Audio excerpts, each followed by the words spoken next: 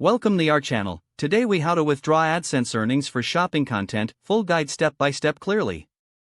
To withdraw your AdSense earnings for shopping content, begin by ensuring that you meet the payment threshold. Log into your AdSense account using your credentials. Navigate to the Payments section located in the left sidebar. Review your current balance to confirm it meets the required threshold for withdrawal. If your earnings meet the threshold, select Manage Payments. Choose Transfer to initiate the withdrawal process. Select your preferred payment method from the available options. If you're using a bank transfer, ensure that your bank account details are correctly entered. Follow the prompts to confirm your payment method and ensure accuracy. Submit your withdrawal request.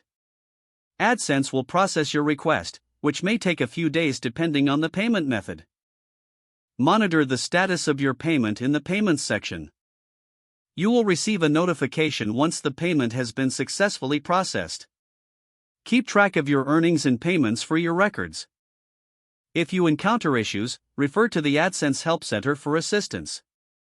If the page does not load, refresh the browser or try again in a private or incognito window.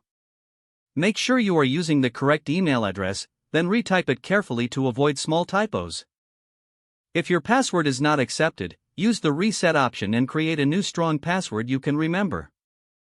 Check your spam folder for verification or security emails, then complete any requested confirmation steps. Enable two-factor authentication if available to improve account security and reduce unauthorized access risk. After signing in, review your profile details so your contact information and settings are accurate and current. If you see an error message, log out when you finish, especially on shared devices, to keep your account and payment information secure. If the page does not load, refresh the browser or try again in a private or incognito window. Make sure you are using the correct email address, then retype it carefully to avoid small typos. If your password is not accepted, use the reset option and create a new strong password you can remember. Check your spam folder for verification or security emails, then complete any requested confirmation steps.